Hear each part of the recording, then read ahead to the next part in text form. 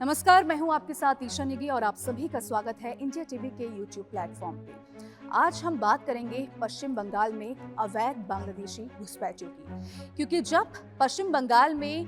BJP की सरकार बनी, पहली बार जब सरकार बनी, उसके बाद से ये कयास लगाए जाने लगे कि अब अवैध बांग्लादेशियों का क्या होगा, जो अवैध बांग्लादेशी घुसपैठी वहां रह रहे हैं उनका क्या होगा। आप सभी को मेरे पीछे तस्वीर भी दिख रही होगी जिस पर लिखा भी हुआ है पश्चिम बंगाल बांग्लादेशी घुसपैठ पर बड़ा एक्शन। अब शुभेंदु अधिकारी एक के बाद एक एक्शन लेते हुए नजर आ रहे हैं। सबसे पहले उन्होंने जो नीति अपनाई वो नीति थी डिटेक्ट, डिलीट और डिपोर्ट की, यानी कि अवैध बांग्लादेशी घुसपैठियों को पहले डिटेक्ट करो, फिर उन्हें हटाओ और फिर उन्हें बांग्लादेश वापस डिपोर्ट करो। उसके बाद उन्होंने पुलिस जो अफसर थे उनको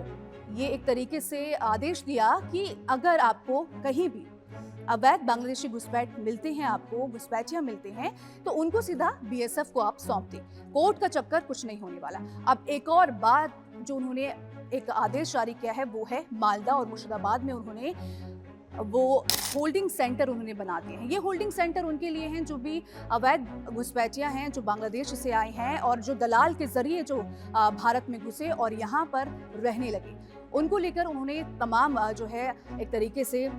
इंतजाम भी किए हैं शुभेंदु अधिकारी ने, और साथ ही तमाम उन्होंने जो है आदेश भी दिए हैं। अब इसको लेकर दावा ये भी किया जा रहा है कि जो बांग्लादेश और भारत का जो बॉर्डर है उस इलाकों पर, वहां पर अब जो हलचल है वो तेज होने लगी है। जो बांग्लादेश के लोग हैं, जो घुसपैठियां यहाँ रह रहे थे, यानी कि बंगाल में रह रहे थे, अब वो बांग्लादेश जाने की तैयारी कर रहे हैं। तो सबसे पहले इन्हीं पूरे मुद्दों पर हम चर्चा करेंगे और अब हम बात करते हैं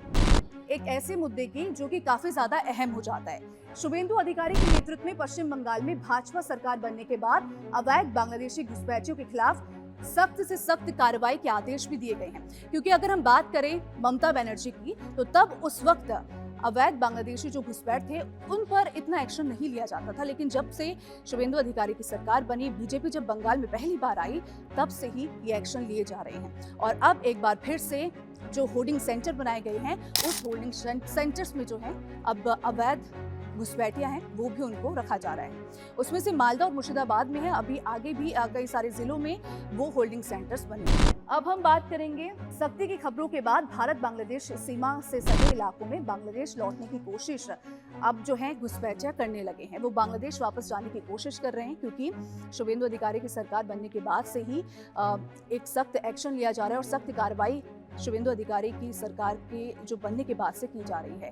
हालांकि यहाँ पे अगर हम बात करें उन घुसपैठियों की, तो उनका ये दावा है कि दलाल जो थे उन्हीं की वजह से वो यहाँ आए, यानी कि भारत में उन्होंने शरण ली और 1 से 1.5 साल पहले वो आए और यहीं पे वो बस गए।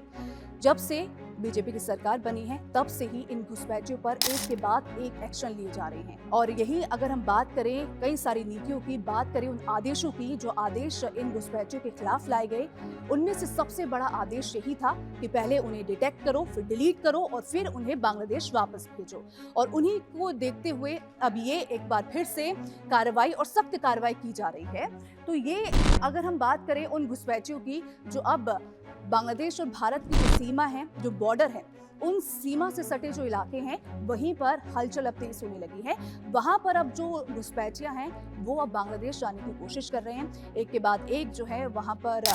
भीड़ लगी हुई है कि कब हम यहां से निकले और बांग्लादेश वापस जाएं। अब हम बात करें नॉर्थ 24 परगना जिले की, तो यहाँ पर ये वही जिला है जब एसआईआर की घोषणा हुई थी, तब भी यहाँ पर कई सारे लोग दिखे थे और कई सारे घुसपैठियां दिखे थे कि वो वापस जाने की कगार में थे, वो वापस बांग्लादेश जाना चाहते थे। और एक बार फिर से वही तस्वीर सामने आई है। तो आप देख सकते हैं इसमें लिखा भी हुआ है नॉर्थ 24 परगना जिले के स्वरूप नगर स्थित बिथरी हकीमपुर चेक पोस्ट पर एक बार फिर से वही तस्वीर सामने आई है जो कि एसआईआर के टाइम पर सामने आई थी। क्योंकि जब एसआईआर की घोषणा की गई थी, जब ऐलान किया गया था कि एसआईआर होने वाला है, तब भी कुछ ऐसी ही तस्वीर सामने आई थी और कुछ ऐसे ही नज़ारे जो है देखने को मिले थे कि वहां पर कई सारे लोग मौजूद थे जो कि बांग्लादेश से भारत में उन्होंने शरण ली और अब वो डरे हुए हैं, क्योंकि शुभेंदु अधिकारी की तरफ से और बीजेपी की जो सरकार बनी है तब से ही एक के बाद एक एक्शन लिया जा रहा है। और इसी की वजह से जो भारत में घुसपैठिए रह रहे हैं, बांग्लादेशी घुसपैठ, उन्हीं को जो है बाहर निकालने के तमाम आदेश दिए जा रहे हैं। तो एक बार फिर से जो नॉर्थ 24 परगना जिला है, ये जिला अहम इसलिए भी हो जाता है क्योंकि यहीं से जो इलाका है वो बांग्लादेश का बॉर्डर एक तरीके से लगता है, और अगर यहीं से वो वापस बांग्लादेश जाते हैं तो ये हालांकि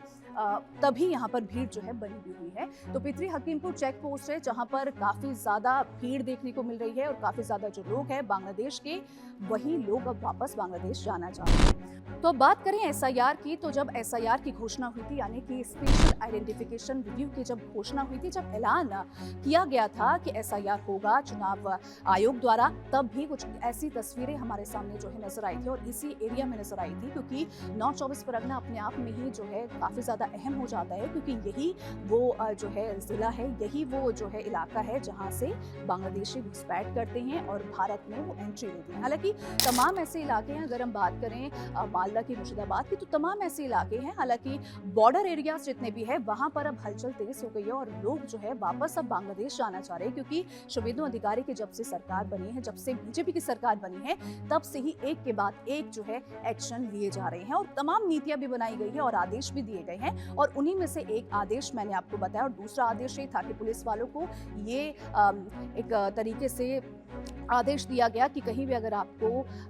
कहीं भी बंगाल में अगर आपको अवैध घुसपैठिए अगर आपको मिल जाए, अगर आपको शक हो, तो पहले उसको डॉक्यूमेंट चेक कीजिए, डॉक्यूमेंटेशन कीजिए पूरा, और अगर आपको थोड़ा सा भी शक हो तो उसे बीएसएफ को आप सौंप दीजिए। कोई कोर्ट की कार्रवाई नहीं होगी, कोई भी कोर्ट का झंझट नहीं होगा, आपको पुलिस को यानी कि सीधा वो बीएसएफ को सौंप देने हैं जो अवैध घुसपैठियां हैं। अब ऐसे में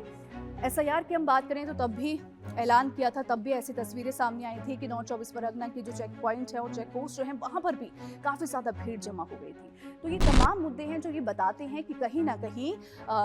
जो डर है अवैध घुसपैठियों का, जो डर है उन पर साफ तौर पर देखने को मिल रहा है कि बीजेपी का डर, खासकर अगर हम बात करें यहाँ पे अवैध घुसपैठियों की, तो उन पर वो डर साफ देखने को मिल रहा है, और वो बांग्लादेश जाने के लिए अब तैयार हो गए हैं, और तमाम लोग जा भी रहे हैं। हालांकि अब घुसपैठियों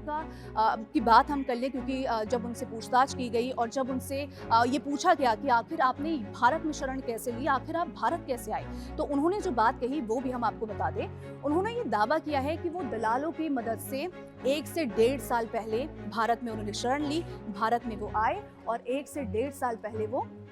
भारत में ही बस गए। तो सीमा पार उन्होंने दलालों के जरिए की, और अब वो वापस बांग्लादेश जाना चाह रहे हैं, क्योंकि देखिए अगर हम दीदी की बात करें, यानी कि हम ममता बनर्जी की बात करें, तो उस वक्त जो है बंगाल में जो तमाम अवैध बांग्लादेशी घुसपैठिया थे, तो तब उस वक्त हालांकि उनके मन में इतना डर नहीं था, क्योंकि तब इस तरीके के एक्शन नहीं लिए जाते थे, इस तरीके के तमाम आदेश नहीं दिए जाते थे, और ना ही इस तरीके की नीति जो है बनाई जाती थी। लेकिन जब से बंगाल में बीजेपी की सरकार आई है, तब से ही शुभेंदु अधिकारी एक के बाद एक एक्शन लेते हुए नजर आ रहे हैं। तो ये दावा घुसपैठियों की तरफ से किया गया कि 1 से 1.5 साल पहले हम दलालों के जरिए आए थे, उन्होंने हमें सीमा पार करवाया, जो बॉर्डर था वो पार करवाया, और हम यहीं पर फिर रह गए। तो ये तमाम जो बात है वो कहीं ना कहीं बताती है कि जो मुख्यमंत्री है शुभेंदु अधिकारी का जो डर है वो उन घुसपैठियों के अंदर बस गया है, और इसी वजह से वो जो बॉर्डर एरियाज हैं वहां पर भीड़ जमाए हुए बैठे हैं और इंतजार कर रहे हैं कि कब हम अपने देश, अपने वतन जो है वापस लौटे। तो ये आप देख सकते हैं, इसमें भी लिखा हुआ है कि मुख्यमंत्री स्तर पर सख्त कार्रवाई की जा रही है और उसकी घोषणा भी की जा रही है, और उसके बाद से ही घुसपैठियों में डर का माहौल बना हुआ है, और यही वजह है कि वो खुद से यानी कि स्वेच्छा से वो देश छोड़ने की कोशिश एक तरीके से कर रहे हैं, और फिर वो जो बॉर्डर हैं वहां पर हलचल भी तेज हो गई है। तो ये तमाम बातें ये बताते हैं कि कहीं ना कहीं अब बंगाल जो है वो अवैध बांग्लादेशी घुसपैठिया मुक्त होने वाला है, और जल्द ही जो है बंगाल में सिर्फ बंगाली रहेंगे, ना कि